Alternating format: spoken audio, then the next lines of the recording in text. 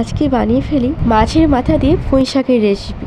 হ্যাঁ জানি এ রান্না ভীষণ কমন, তবে আমি আবার প্রথম করছি। বাড়িতে তেমনি পুঁই শাক হয় না, তা এতদিন তো আমাকে মা করে খাইয়েছে, এবার আজকে আমি মাকে পুঁই শাকটা রেসিপিটা বানিয়ে খাওয়াবো। এদিকে নিয়েছি সবজির মধ্যে বেগুন, কুমড়ো, আলু, মাছের একটি মাথা এবং পুঁই শাকগুলো ছোটো ছোটো করে কেটে নিয়েছি। কড়াইয়ের মধ্যে প্রথমে 5 ফোড়ন দিয়ে পেঁয়াজটা ভেজে নিয়েছি। ওই ভাজা পেঁয়াজের মধ্যে আমি দিয়ে দেবো কেটে রাখা সবজিগুলো, তারপরে দিয়ে দিচ্ছি যা যা মশলা লাগবে, লঙ্কা গুঁড়ো, হলুদ গুঁড়ো, পরিমাণ মতো নুন, এসব কিছু দিয়ে এবারে আমি চলুন পুঁই শাকটা ওই কড়াইয়ের মধ্যে দিয়ে দিই। জানেন তো এই পুঁই শাকটা আমি কিনে এনেছিলাম বাজার থেকে, আর আমি রেসিপিটা বানাচ্ছি, আপনাদের সাথে শেয়ার করাও হবে এবং নিজের হাতে রান্নাটা মাকে খাওয়ানো যাবে।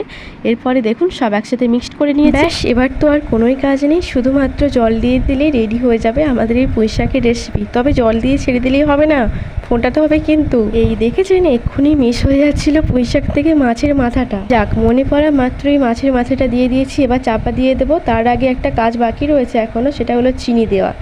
চিনিটা দিয়ে অবশেষে শেষ হলো আমাদের এই পুঁই শাক রান্না।